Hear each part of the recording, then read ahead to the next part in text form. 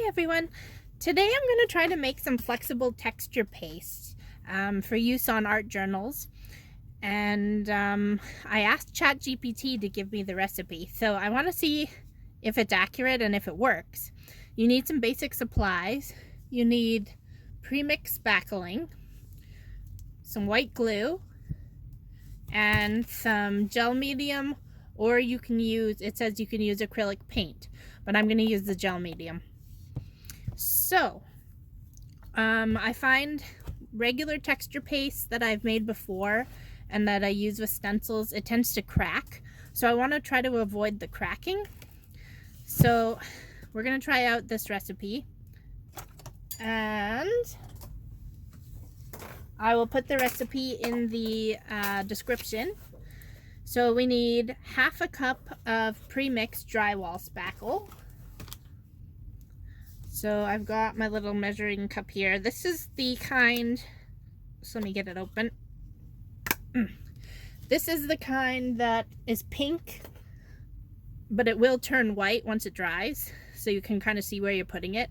Oh, what am I using that for? Okay, so we need half a cup, which is quite a bit of texture paste. I've got a quarter cup here, so I'm gonna fill that twice. Okay, so a quarter cup and a quarter cup should make half a cup.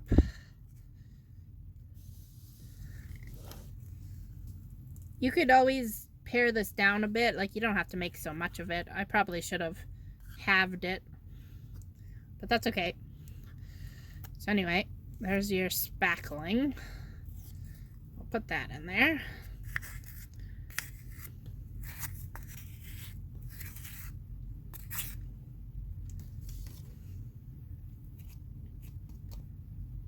Okay, what's next? We need 1 to 2 tablespoons of PVA white glue. I'm just going to use this cheap white glue from the dollar store. I think I'm going to put in 2 tablespoons because this is, I think, is what is going to make it flexible. So I'd rather have more than less.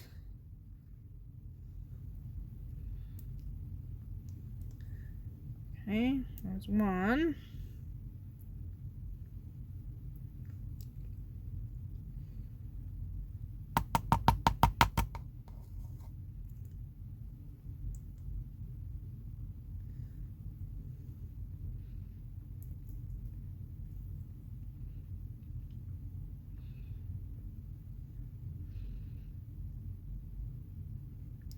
And 2. Okay.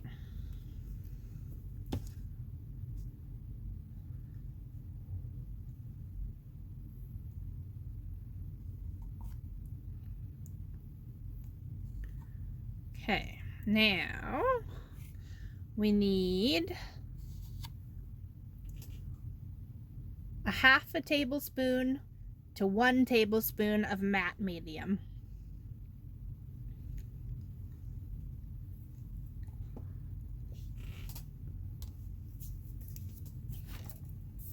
Okay, so I'm using, whoops, sorry.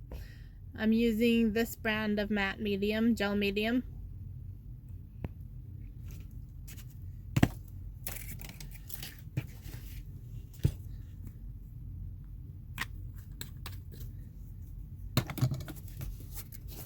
So I'm gonna put, I think I'm gonna put a full tablespoon in and see how that goes.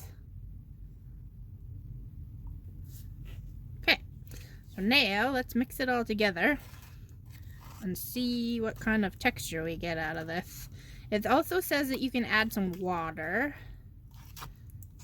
if it's not soft enough, because it's supposed to be a paste, not like a, not a really thick paste, but enough that it keeps a peak but isn't hard to spread. It should be spreadable. Mix it in real good.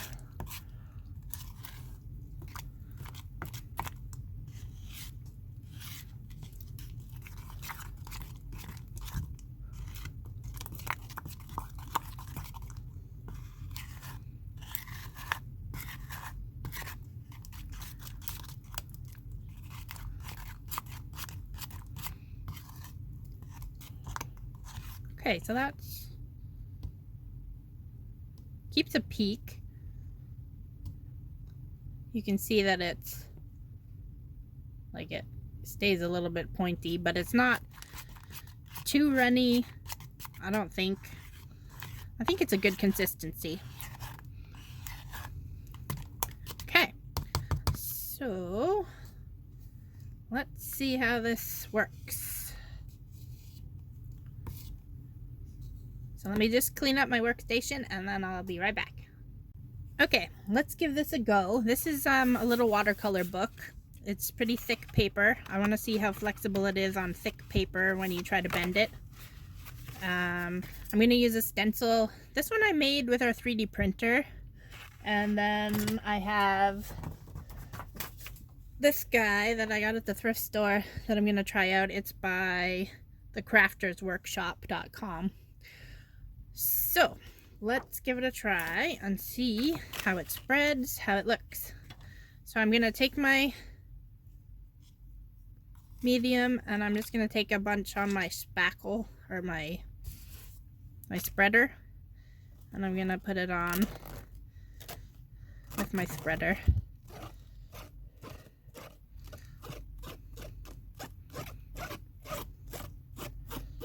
So it spreads pretty nice. Spreads, I would say, kind of like margarine. And then I'll take it off. Oh yeah, okay, that was nice. Got some on the edge of the book. Let's take that off. So I don't know if you can see. It's pretty good height. It's pretty good texture. Let's put it on the other side too, just for fun, just so we're matching. I'm gonna put it a little thinner on this side.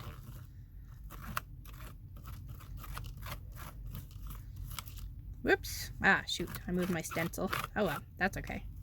Doesn't have to be perfect. Okay. So, do that. And we'll let that one dry. And then I have this piece of cardstock that I'm going to try a little bit of a thinner pattern on. It's this, I don't know, I think it's supposed to be writing. So I'll take a little bit and smear that on. See how it does with a thinner design.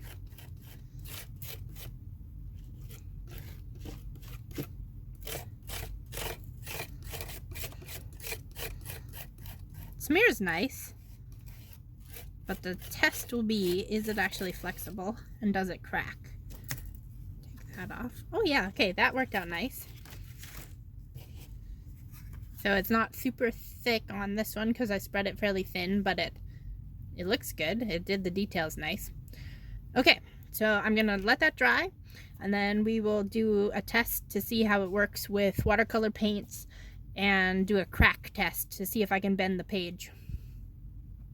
Okay, so these are basically dry now. Not gonna lie, I used my heat gun to speed up the process. And let's do a crack test. Oh, so if I bend the page, that's pretty good. Didn't crack at all. Nice. Okay, so with a thin coat, it's pretty flexible, pretty pliable. I wanted it to be flexible because I find when I store my art journals, it ends up cracking when I store them on the shelves, and then I get little bits everywhere. Let's see how it is on this. It's thicker on this. Oh yeah, a little bit of cracking, but it's not crumbling. Yeah, it's pretty flexible actually. A little bit of cracking. You can see way up close here, maybe. There's a little bit of cracking right there. But that's not bad. Okay, let's see how it takes, excuse me, watercolor paint. So I'm going to use this watercolor paint that I made in my last video. It's handmade paint. It's all dry now. So let's give it a go, because I like these colors. Let's start with this pink.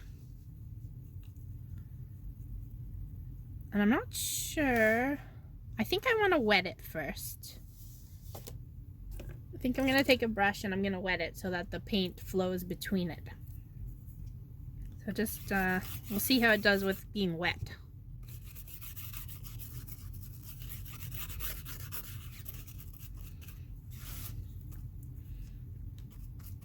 Okay, so it's pretty wet. So now I'll take my color. I'm gonna kind of put it on there. See how it flows. I really need a bigger brush to get the full effect here. Okay. So I want subtle color, not like huge gobs of it, but let it flow down your page.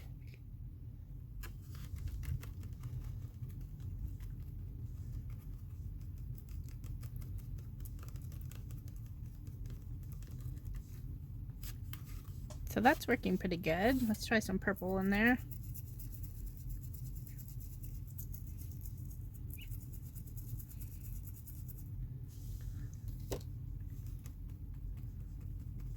Gonna add a bit more water. There we go. That flow.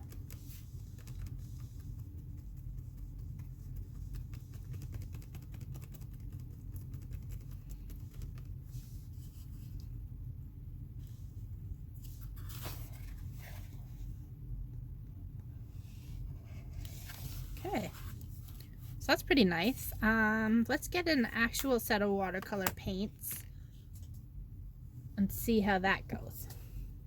Okay, I'm gonna use this brand Mei Liang watercolors. I have a whole whack of them. They're beautiful. And let's add, now these are really pigmented, so I'm gonna add a little bit of this blue, I think. And I'm just gonna add, yeah, like little dabs of it because it's pretty strong.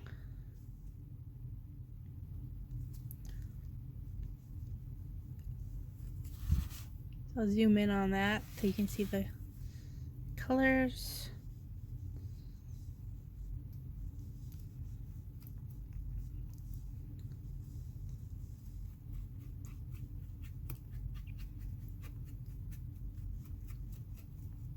Yeah, so I think that turned out really nice.